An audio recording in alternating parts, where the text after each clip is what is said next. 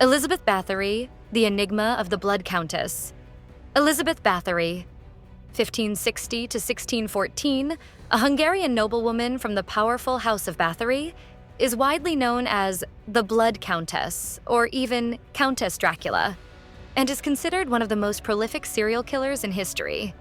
She and 4 of her servants were accused of torturing and killing hundreds of girls and women between 1590 and 1610. While her servants were tried and executed, Bathory herself was confined in Choctych Castle until her death in 1614. Her story is deeply intertwined with gruesome legends, particularly the tale of bathing in the blood of virgins to retain youth. This narrative emerged over a century after her death and is considered folklore rather than historical fact by modern historians. The persistence of this legend, despite its late appearance and historical debunking, highlights society's deep fascination with sensationalism and the macabre, especially when associated with powerful women. This tale, though not based on concrete evidence from the time, has gained such strong cultural resonance that it defines her public image, often overshadowing complex historical discussions about political motivations. Modern scholarship widely questions the veracity of the accusations, suggesting that Bathory, a powerful and wealthy woman, may have been the victim of politically motivated slander aimed at seizing her vast lands and wealth. But where did all her wealth come from? The Bathory dynasty in 16th to 17th century Hungary, a world of power and instability. The Bathory family was one of the most powerful noble houses in the medieval Kingdom of Hungary, possessing extensive landed estates in territories that today encompass Hungary, Poland, Slovakia, and Romania. The Bathorys held significant administrative, military, and ecclesiastical leadership positions, playing a crucial role in the history of the Principality of Transylvania.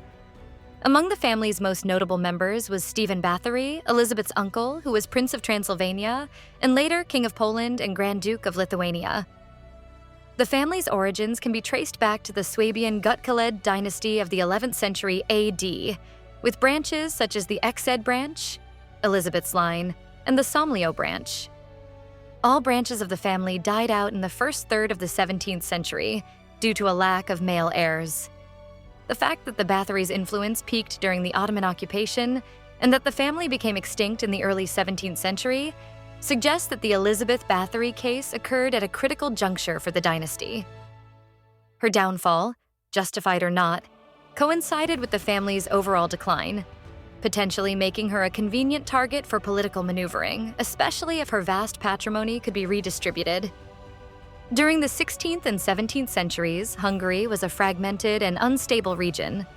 Following the Ottoman victory at Mohacs in 1526, the kingdom was divided into 3 parts: a central portion under Turkish rule, a western and northern part, Royal Hungary, under Habsburg rule, and the Principality of Transylvania. Elizabeth Bathory spent almost her entire life in Royal Hungary, a region characterized by endemic incursions along the Ottoman-Habsburg border. This period was marked by significant social instability, where peasants were reduced to complete serfdom, and landowners wielded power of life and death over them. Religious strife was widespread, and beliefs in witchcraft and pre-Christian cults were prevalent. The description of peasants as subjects under the landowner's power of life and death, and the widespread belief in witchcraft are crucial elements for understanding why accusations against a noblewoman like Bathory, particularly those involving peasant victims, might initially have been overlooked. This social context normalized violence against the lower classes. Furthermore, the prevalence of supernatural beliefs provided fertile ground for sensational tales of occult practices and extreme violence to spread and take root, even if unfounded, making it difficult to distinguish between alleged crimes and the accepted social brutality of the time. Elizabeth Bathory, Life of a Noblewoman. Erzsébet Bathory, better known as Elizabeth Bathory, the name by which she is famous in English-speaking countries, was born on August 7, 1560, in Nyírbátor, Royal Hungary, and spent her childhood at Exed Castle. Born into a privileged and prominent Protestant noble family, she received a comprehensive education, learning Latin, German, Hungarian, and Greek. Some sources suggest her later cruelty may have been influenced by her family. One account mentions a sadistic aunt, Carla Bathory, who allegedly initiated her into torturing servant girls. Another fragment mentions an uncle who supposedly taught her Satanism and an aunt who taught her sadomasochism. The Bathory family's practice of intermarriage is cited as a potential cause of mental illness or genetic disorders among its members, with examples including Stephen Bathory's epilepsy and other relatives known for tyrannical behavior. Elizabeth herself reportedly suffered from epileptic seizures, violent mood swings, and severe migraines from a young age. There is a disputed account that she gave birth to a child fathered by a peasant at the age of 13, before her marriage. The child was allegedly entrusted to a local woman and taken to Wallachia. The conflicting narratives regarding her marriage date, 1573 versus 1575, and the alleged premarital pregnancy, highlight the unreliability of some historical details, especially those based on rumors. This imposes a critical approach to all biographical claims, not just the more sensational ones, and underscores the inherent ambiguity in historical reconstruction. The combination of alleged cruelty instilled by her family, her own epilepsy and reported violent mood swings, and witnessing extreme violence paints a picture of a potentially troubled individual. This offers a psychological interpretation of her alleged actions, providing an alternative or complementary explanation to political conspiracy theories. Elizabeth was betrothed at the age of 10 and married Count Ferenc Nadasdy, a member of another powerful Hungarian family. The marriage was reportedly for political reasons. As a wedding gift, they received Chaktic Castle, where they later moved. Nadasdy was a prominent soldier and a key figure in the wars against the Ottoman Empire. The couple had 4 children between 1585 and 1595: Anna, Ursula, Katharina, and a son, Paul. Ferenc Nadasdy died suddenly in 1604. Some sources suggest he had restrained her impulses, as her behavior reportedly worsened from this point onward. The accusations. A reign of terror? Bathory and her servants were accused of torturing and killing hundreds of girls and women between 1590 and 1610. Rumors of her cruelty began to circulate after her husband's death in 1604. Initially, reports of the murders of peasant women were apparently ignored due to the prevailing social order where landowners wielded power of life and death over their serfs. Attention was only drawn in 1609 when accusations emerged that she had killed women from noble families. She allegedly lured noble girls to her castle with the promise of an education. The alleged victims were primarily young girls, initially between the ages of 10 and 14. The shift from peasant victims, ignored, to noble victims, which triggered the investigation, reveals a stark class bias in the 17th century Hungarian justice system. This suggests that the systematic abuse of the lower classes was tolerated, but the violation of aristocratic privilege was not, constituting a critical social commentary on the legal and social norms of the period. The motivation for the alleged crimes, according to legend, was Bathory's belief that bathing in the blood of virgins would preserve her youth and beauty. This belief supposedly arose from an incident where a servant girl's blood splashed onto her skin, making it appear younger. Witnesses and servants provided gruesome details about the torture methods. These included severe beatings, often until bodies swelled, inserting pins and needles under fingernails, immobilizing victims, smearing them with honey, and leaving them to be attacked by bees and ants, cutting victims in various ways to obtain blood for bathing. There was also talk of using an iron cage with movable steel blades to tear the girls apart, drenching Bathory in blood. The Iron Maiden, a knife-studded mannequin, was also allegedly used, although modern sources note this is not based on trial evidence. Other horrors included biting chunks of flesh from victims and forcing a girl to cook and eat her own flesh. Victims were also allegedly frozen or starved to death and subjected to being rubbed with nettles or sprayed with cold water after beatings. The number of alleged victims varies, but often cited figures are hundreds, over 600, or up to 650. Disposing of the bodies became a problem, with corpses secretly buried in church graveyards or discovered by dogs in the garden. The detailed and gruesome nature of the alleged torture methods, particularly those involving blood, likely contributed significantly to the sensationalization of Bathory's story and its subsequent merging with vampire myths. Although the bloodbath legend has been debunked as historical fact, the accusations of blood-related torture would have provided fertile ground for the development and persistence of such folklore. The investigation, the trial, and the confinement. Although previous reports of peasant women murders had been ignored, the 1609 claims that she had killed women from noble families drew attention. This shift from low-ranking victims to aristocratic victims was the catalyst for the investigation. The death of high-ranking victims, such as the daughters of local nobles, was an event the justice system could not ignore, unlike the disappearances of peasant women. On the order of King Matthias II of Hungary, Bathory's cousin György Thurzó, the Palatine Count of Hungary, was tasked with investigating the accusations. Thurzó was in a delicate position. On one hand, the evidence against Bathory seemed overwhelming. On the other, the Bathory family had served the state for generations, and a public trial would have discredited the entire Hungarian nobility. King Matthias II, who aspired to the Bohemian throne and the imperial crown, had a political stake in the matter. Although Catholic, he owed much to his Protestant subjects for his recent coronation and favored a public inquiry. On December 29th or 30th, 1610, Thurzó arrived at Chaktic Castle and allegedly found Bathory directing a torture session. Bathory was arrested along with her most trusted servants. Thurzó then organized two separate trials, one for her accomplices on January 2nd, 1611, and another on January 7th, 1611, for the Countess herself. In the first trial, Ilona Jo, Bathory's nurse and close collaborator, Janos Uvari, the handyman, and the two servant women Dorothea Szentes and Katarina Benica provided gruesome details about the torture inflicted by the Countess. The four defendants confessed under torture. All were found guilty and sentenced to death. The second trial was not a true adversarial proceeding. It was a formal session for reading the charges based on the accomplices' confessions and witness depositions collected in the first trial. Elizabeth was never summoned to a courtroom nor allowed to defend herself.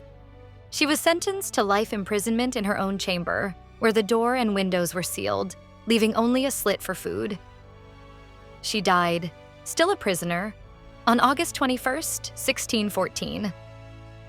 The fact that Bathory was never formally tried, despite King Matthias II's requests for a public trial, while her servants were brutally executed, underscores the significant legal and political protections granted to the nobility even when accused of heinous crimes.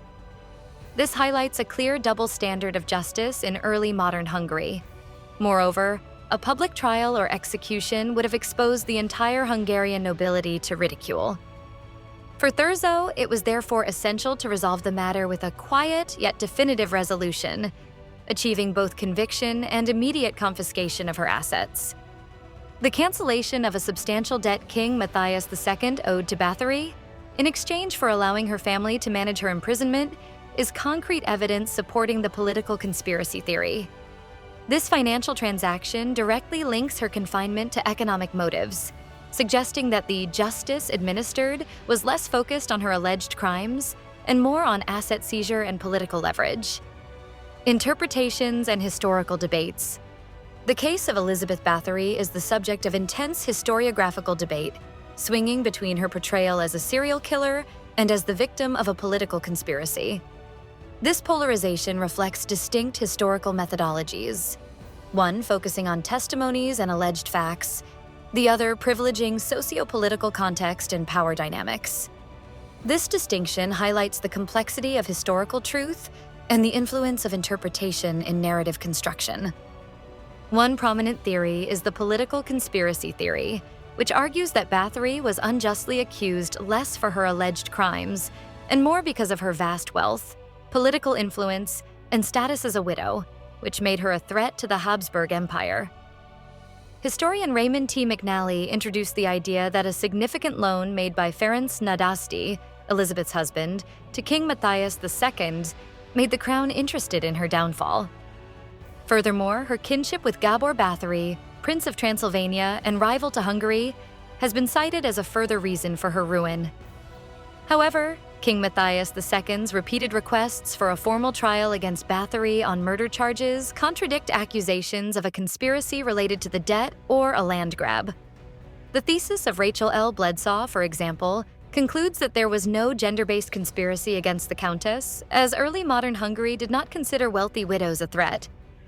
Alongside conspiracy theories, there are psychological and familial explanations for Bathory's alleged cruelty. The combination of alleged cruelty instilled by her family, her neurological disorders, and exposure to extreme violence in her environment suggests the picture of a potentially disturbed individual. This offers a psychological interpretation of her alleged actions, providing an alternative or complementary explanation to political conspiracy theories without excluding them. The question of the veracity of primary sources and historical narratives is central. Although the 1611 trial documents support the accusations against her, modern research has challenged their accuracy. Accusations against Bathory have been described by several historians as a witch hunt. However, other scholars, like Michael Farren, have argued that the charges were supported by testimony from over 300 individuals, some of whom described physical evidence and the presence of mutilated, dying, and imprisoned girls at the time of her arrest. Most documents related to the trial of Countess Bathory are held in the Thurzo family archives, and personal letters in the Nadasdy family archives. However, much of the Bathory family archives were lost in the 17th century. The lack of access to comprehensive, untranslated primary sources, coupled with the sensational nature of the accusations, makes the historical reconstruction of her life and alleged crimes a daunting task subject to divergent interpretations. The enduring legend and cultural impact. The case of Countess Elizabeth Bathory has inspired numerous stories and tales, with 18th and 19th century writers freely adding or omitting elements of the narrative. The most common motif in these works has been that of the Countess bathing in her victim's blood to maintain beauty or youth. This legend first appeared in print in 1729 in the Tragica Historia by the Jesuit Laszlo Tarozzi. The evolution of the Bathory legend, particularly the bloodbath myth, illustrates how historical figures can be transformed into cultural archetypes. This demonstrates the power of narrative over factual accuracy in shaping collective memory. The legend of the bloodbath, or the quest for blood for vanity, coincided with vampire fears plaguing Europe in the early 18th century. Bathory's life, alongside that of Wallachian Prince Vlad III the Impaler, is thought to have partially inspired Bram Stoker's Dracula. Some Bathory biographers, notably McNally, have sought to establish the bloodbath myth and Elizabeth Bathory's story as an influence on Stoker's 1897 novel, pointing to similarities in settings and motifs. The comparison and alleged inspiration for Bram Stoker's Dracula cement Bathory's place in the pantheon of Gothic horror figures.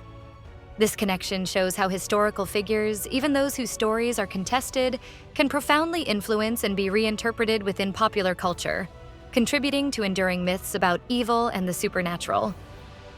Bathory's influence extends far beyond literature and film, permeating various aspects of modern media. In cinema, a 1970 film based on Bathory and the bloodbath myth was titled Countess Dracula. Her figure has been featured in numerous novels, such as Raymond Rudolph's The Dracula Archives, 1971, and John Blackburn's Our Lady of Pain, 1974.